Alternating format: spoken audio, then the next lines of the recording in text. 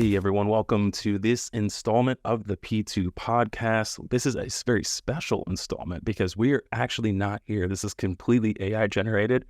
So we appreciate your attendance. Please let us know how you enjoy it.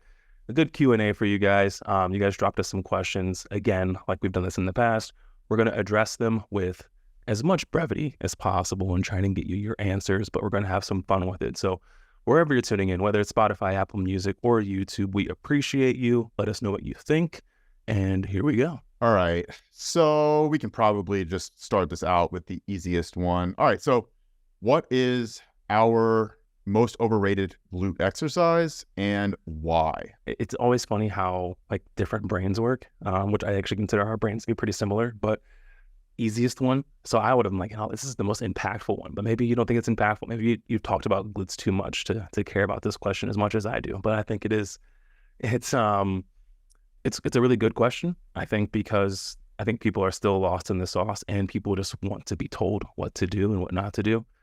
I would say easily the most overrated glute exercise is a 1A-B situation, and I will go hip thrust and then glute kickbacks, which I'm sure to a lot of the listeners, they're like, what the fuck? That doesn't make any sense, right? And I think they're overrated for different reasons. 1A, hip thrusts are more overrated in the traditional sense, in the fact that they are the end all be all. If you want to go grow your glutes, I'm going to go do hip thrusts, right? There is a ton of value in hip thrusts and different hip thrust variations and setups, etc. But there are other movements that should be implemented, right? Like you are training at a very focused or in a very focused way, the shortened pattern, right? There's you're focusing heavily on the contraction, whereas you want to make sure you train muscles throughout their full length, so you're not getting that full range of motion like you could in like a traditional hinge pattern, RDLs, stiff leg deadlifts, etc. And so it's not so much that hip thrusts should not be implemented, but they should be complemented by muscles that will train the glutes in the lengthened position, such as, you know, your hinge patterns, and leaning into those might even do you more of a solid than, you know, just traditional hip thrusts, especially as hip thrusts get heavier and heavier and heavier and your form goes to shit. Kickbacks, just because I see them misperformed all the fucking time. Like, you know, they're just like people throwing their legs up and off and to the side. You often hear people say, oh, I feel it in my low back, etc. Then I go back to it in my quads because positioning's off, or, you know, just the actual technique is not up to par. So I actually did put hip thrust as well for similar reasons as you just explained. I think that hip thrusts, and I've written and talked about this extensively, I think that hip thrusts are an invaluable glute movement. Any complete program that is designed to specifically target the glutes should have at least one, if not multiple, hip thrust variations in it because of how versatile the movement is and the kind of novel way that it's able to target the glutes through like the shortened fiber lengths. But at the same time, going back to what you said, people think of glutes and they think of hip thrusts.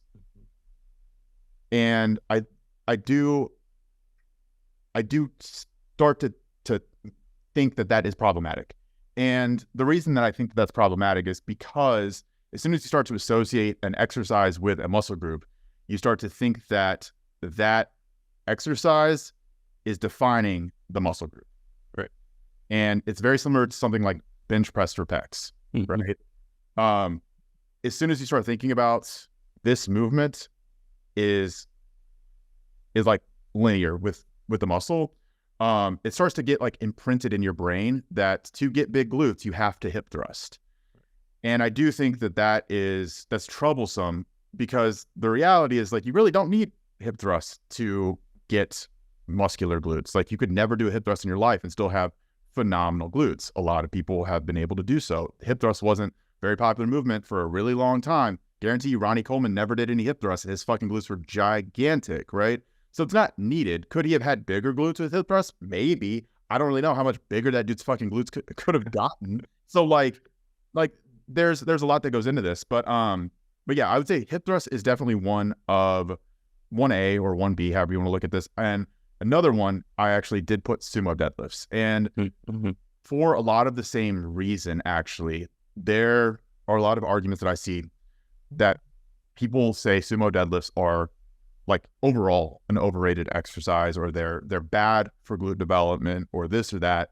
And I think that that's a poor argument, because I do think that sumo deadlifts in general can be a useful exercise. But whenever it comes to glute development, if you're looking at the mechanics of a sumo deadlift, just from the perspective of it is intentionally reducing the range of motion of the hinge pattern, that's not that optimal of a movement, right? That's just not. Mm-hmm. So you're working within a range of motion that is limited, and you're also, you're contorting your hips in a way that is not as beneficial for creating force. So even though you can move more load with a sumo deadlift than you can a conventional deadlift, that really abducted and externally rotated hip position is not actually that advantageous for producing force through your glutes. So that is one of the reasons I would say that sumo deadlifts, when it comes to glute development specifically, are a smidge overrated. But again, does not mean that they're useless. It's just that compared to other movements, they're probably not as beneficial, or as beneficial as their pedigree in some circles would lend you to believe. But I also put, just because I wanted to expand on this, I think plyometrics are super overrated whenever it comes to glute development. And this just comes from me seeing a lot of people doing, lunge jacks or box jumps, or, all kinds of just dynamic work. And the reality is, like, that's not doing any more for your glutes, right? Just because you're doing it explosively, or you're jumping, or there's a dynamism associated with it, it's not actually making it more effective for inducing that like hypertrophy stimulus. If you're trying to burn calories, sure. If you're trying to increase your power development, sure. Sometimes that is correlated with having bigger glutes, but it's not like the cause isn't the correlation there either. So that's something I did want to mention. And then just as an addendum, any other dumb shit that people do, and that is an overrated glute exercise for me too, but there is a lot in that category. But yeah, we can stop there, because otherwise we're going to continue going. Did you have any for underrated? I know that wasn't part of the question, but.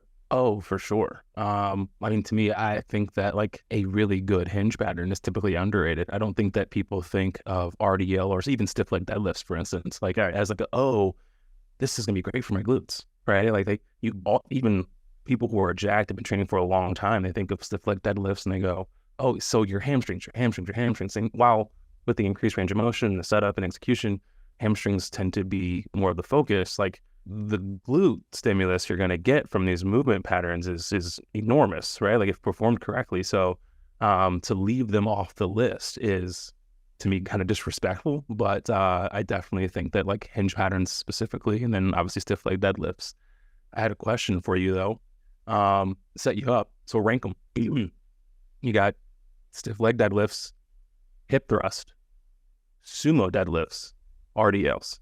Oh, all right. I think that's relatively easy. So I would say volume and intensity and load equated at least the best that you can. I would say RDLs, hip thrust, stiff leg, sumo.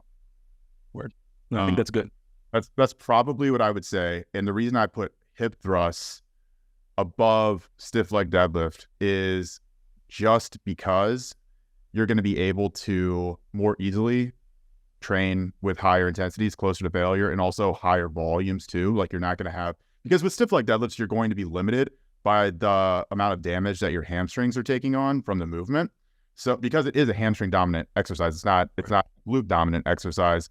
And you could also kind of say the same thing for an RDL, but I'm not going to go into that. But at least it's not taking the hamstrings through their full length and state. But I would say RDLs, hip thrusts, stiff leg deadlifts, and then sumo deadlifts. That would be my order there. Yeah, I think that's really good. And I know that was going to be an easy question for you. I set it up because I don't think that that's how most people would rank them. I mean, even if you just said, hey, like I want you to, say, hey, like you got hip thrust, you got RDLs and sumo deadlifts. And I think people would still kick sumos up higher than what is appropriate because of the stimulus that they feel right now. I just feel like I'm contracting my glutes so hard.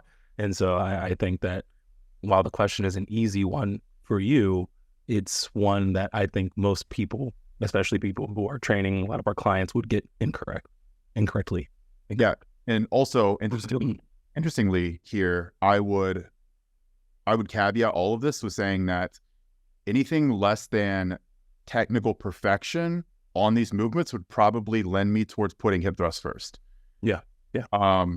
Just because the risk of injury is so much lower and the margin of error is so much higher with hip thrust. Like you're really not going to get hurt doing a hip thrust, right? Even if your technique is off.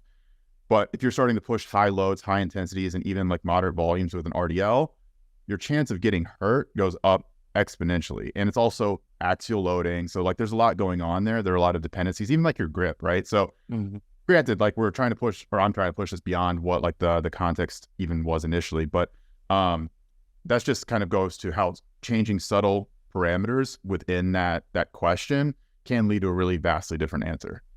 100%. Let's want to set you up. We can move on to the next question. Yeah, that's the next one. All right. So how do we decide how to program supersets? Is it sadism or is there actual science behind that? Sometimes I just fucking hate you guys. So if my clients are asking, there's 100% a good chance that, I just don't like you and I'm trying to hurt you. But for the PC answer, there is a science behind it, right? And it's all about what your desired goal is for the design. So I love to use supersets for like pre-exhaust effect, right? If I have like a heavy compound I'm going to go work on or, superset with, I might say, hey, like I really want to target the quads here. I'm going to have you go from leg extensions into a quad dominant squat pattern, use a, leg press or a pendulum or whatever, and just like really fuck you up. I can do a couple of different things with that because I can now create a more efficient design. I can save time. I don't have to spend, 4 or 5 feeder sets to get you to a point of getting really solid stimulus on the compound.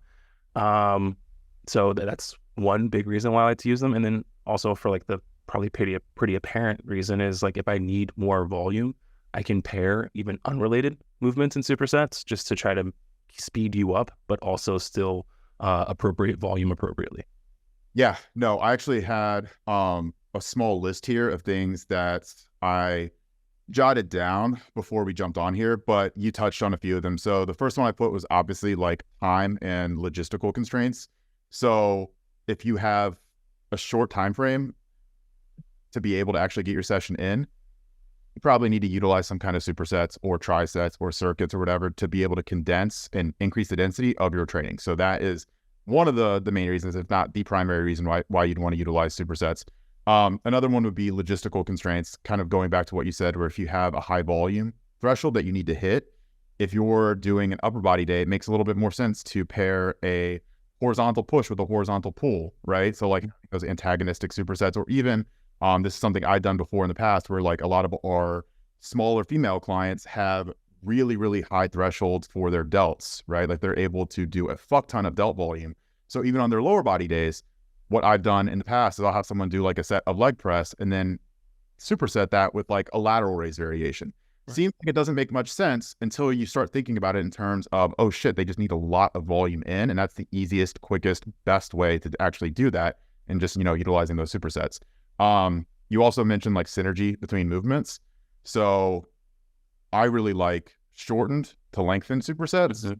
So taking something like you said, a leg extension and into a leg press or into a pendulum or a hack squat, something that's going to be taking the quads through a more full range of motion, like really stretching the quads out.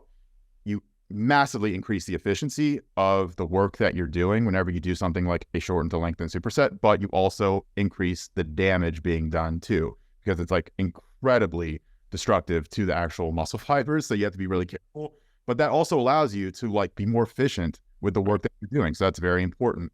But along with that too, like the pre-exhausting. So that is a way of pre-exhausting, but it doesn't have to be shortened to lengthen. It can be something like a push-up into a bench press, right? Like if you go from a quote unquote more safe movement into a quote unquote more dangerous or risky movement, it allows you to go in and not have to use the same amount of load for the risky movement. And then you can be kind of like start from a closer baseline of intensity or closer baseline to a technical failure point. Another one. Wait, before, because I want to sound smart and I think you have this on your list and I want to say it first. Probably. Inverting. He said probably.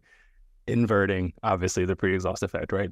having a heavy compound movement, and then understanding that you've approached failure, and then finding some sort of regressed, variation to allow you to push a little bit further. So bench press to push up or something like that.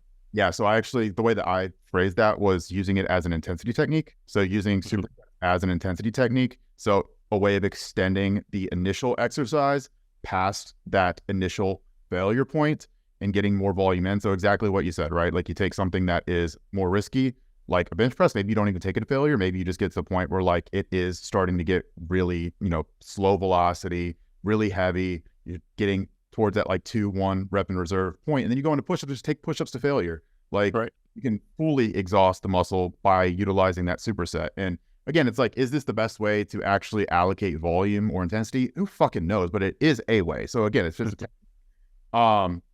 different intents, I think, is important too. Like we're not always trying to progressively overload. Sometimes we're just trying to maximize the metabolic stress of a movement that we're getting in. So for example, if we want to do like a lateral raise into a dumbbell upright row, right? So you take lateral raises to failure and then you go right into upright rows and take those to failure.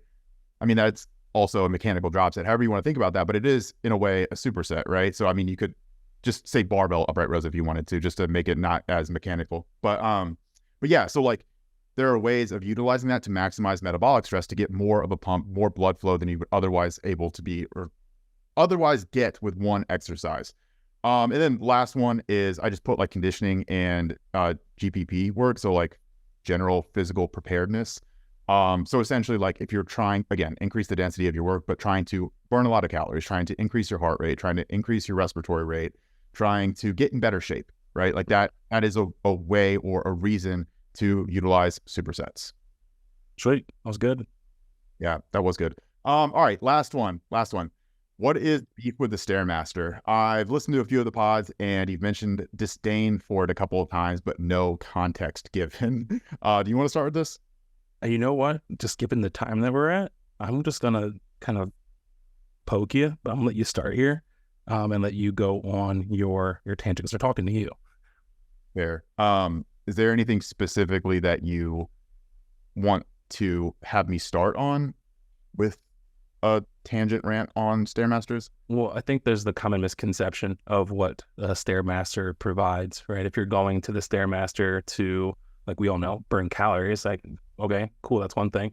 If you think that somehow you're getting some sort of like super glute stimulus because you're having to step upstairs, like that's moronic. But like obviously you can expand on those and like what your approach is, your goals, and what you think you're actually getting from the stairmaster. I believe that's where the majority of the grinding of your gears comes from. Yeah. So I think the first part of this that always bothers me is people associate the stairmaster with harder work, right? Stairmaster, climbing stairs is harder than other modalities of cardio. And that is 100% true, right? But if you're meant to be doing low intensity, steady state cardio, the idea there is that you keep your heart rate in a certain range, right? And granted, this is not perfect science and it's not perfect measures, but the idea is you want to keep your heart rate, your respiration rate, and also the way that your fat and carbohydrates, your glycogen are being oxidized. You want to keep that at a certain ratio as well, right? If you get your heart rate and your respiration rate up too high, you start burning off all of your glycogen, right? So if you're doing HIIT, it's a lot of glycogen. If you're doing very low intensity steady state, it's a lot of fat oxidation, right? Again, not perfect, but go with that idea. So yes, with a stairmaster, you're going to be working harder. It is harder. That's great. Awesome. But if you're meant to be doing low intensity steady state, do low intensity steady state. And why would you not do the lower impact modality of cardio, right? I would say if you can do swimming, fucking do swimming. Swimming is the lowest impact cardio. That is not going to destroy your joints, right? Treadmill is going to start to beat you up a little bit. Incline treadmill will definitely start beating you up. Stairmaster is going to fucking destroy you, especially if you're doing 30 minutes, 60 minutes, 90 minutes a day, whereas a lot of our clients have been before if they're trying to get ready for a show. It's stupid. If you're doing moderate intensity for, let's say, 20, 25, 30 minutes, sure, that's okay, right? Because it's going to be easier to get your heart rate up if you're doing a stairmaster versus if you're doing an incline treadmill. I grant that. If you're doing hit and stairmaster is great for hit intervals because it's fucking hard. It's very hard, right? But doing tons and tons of reps and volume on a stairmaster, like with low intensity steady state, and even in a lot of cases, moderate intensity steady state, is a really bad idea, because what you're doing is essentially a pseudo step up. You're doing a short step up every single time you are doing the stairmaster. A lot of people think that that means your glutes are working harder, and it does mean your glutes are working harder. But you know what that also means is that they're going to fucking overtrain. They're going to deplete themselves of glycogen, of nutrients. You're going to start getting negative feedback loops because you are doing too much volume for your lower body, for your glutes, for your quads. Your knees are going to start getting beat up. Your erectors are going to start tightening up. Your low back's going to start giving you problems. You're going to start developing a shitty posture and shitty gait because you're leaning over the entire fucking time. You're not supposed to do 90 minutes of stairs every fucking day. It's not smart. It's just not smart. It's stupid. So my disdain here comes from this confusion, this conflation that a lot of people have in their minds of, because your glutes are working harder, then that somehow means that the fat is going to be preferentially burned in your glutes or your hamstrings or your glute ham tie-ins, or God forbid, people think that it is going to make their glutes more muscular doing tons and tons and tons of stairmaster. Like, that's the one. So this is my thing, and it's so much of like this cognitive dissonance where people know that it's bullshit, right? And if you ask people those questions, if you're like, okay, so you're telling me that you think doing 90 minutes of step-ups continuously every day is going to grow your glutes, or do you think there's a better way of doing that? They'd be like, oh no, there's a better way of doing that. You're like, yes, let's continue with that. Let's keep going, right? We can do more. But as soon as you put a stairmaster in front of them, their fucking eyes bulge out of their head and they're like, oh my God, I've been waiting all year to get on a stairmaster. Like, I think that there is a gigantic aspect of people thinking that stairmaster is associated with harder work, right? Because that is a lot of what you see. You see people fucking drenched in sweat on a stairmaster, and like people talk about the stairmaster as like this golden standard of cardio modalities. Well, also, I do want to say this. Stairmaster is not harder than swimming, by the way. Swimming is the hardest modality of cardio, and it also looks the easiest. It looks the easiest. But swimming will fucking destroy you. I just beg people to go and try and swim for 30 minutes straight and just see how far you're able to do, or how far you're able to get. But anyway, my issues with all of this stuff comes down to people just hanging on to and reinforcing their cognitive biases, right? Mm-hmm. And it's not that the stairmaster is bad. The stairmaster is not bad. It's a fucking modality, right? It's just like, there's no exercises that are bad. It's just how you use them. What is bad and what becomes problematic is whenever people associate the wrong things with specific modalities or specific exercises, and they latch on to these preconceived notions that are wrong. Yeah. Or it's just like completely fallacious, right? Like it's all fucked. So that's where I start having issues, is that people just, they can't see beyond that idea of like hard work, or the idea that like a stairmaster is more glutes. But it's all just so stupid, right? And again, I just want people to be able to think for more than 2 seconds and ask themselves those questions as like, okay, does this actually make sense? Like, if I think about it, if I break it up and if I start asking like what I'm after here, does it make sense for me to use this modality? Or is it just like, again, this social signaling of me working harder than you? Yeah, no, I think that was really good. There's definitely some takeaways there for people as they listen to this. I feel like in Bryce's nightmares, he probably sees like girls in Gymshark like doing like step ups on the stairmaster with bands around their ankles, like doing like stairmaster sideways or kickbacks. Yeah, like don't even get me started on that stuff. But like, again, it's just, I think it all is signaling, right? I think it's all signaling, and it's all like people trying to show like how much harder they work or how much more serious they are than other people. When in reality, it's like, all right, guys, like there are better ways of doing it. Like, why would you try to be more inefficient if you don't have to be? Yeah. No, that's good. That's good. It's good. Well, thank you, everyone for everyone who submitted these questions. We really appreciate it. 3 really good ones today. We hopefully, touched on the pieces that answered your questions fully. If you have anything you'd like us to expound on, obviously hit us up in the comments, hit us up on Instagram and stuff like that. We'll continue these. They're definitely really, really good questions. We appreciate you. We hope you appreciate this installment. We'll continue to do these, so continue dropping questions. Thank you, everyone, from wherever you're listening, and we'll see you next time.